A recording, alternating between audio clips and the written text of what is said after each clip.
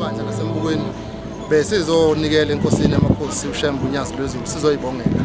Sibonga izinto ezinhle uNkulunkulu asipha zona. Abacela imishado bayayithola, abafunda bayaphasa.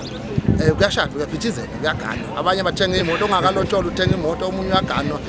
yonke into enhle siyayibona nabafikayo abavakashile abakucelayo bayakuthola bese sizobonga leyo ngido siyacela ukuthi uShembe ehlale nathi esiphi ubunye esiphi ubumbano konke okuhle sikucelayo enkosini yamakhosi sikuthola sicela lokho benizobonga ngani enkosini baba sizobonga ngenkomo eyisithole kanye nesikabu ekuyithanga lenkosi kumbisa ogqo lenkosi neflag nawo nokumaya okuningi ngendlela ezisimanga besizoyicelela lesibusiso sicela ukuthi ngoba laba bebenikela ngokudla nje iqoma labo lingabe lisaphela bengabe sadinga bengabe saswela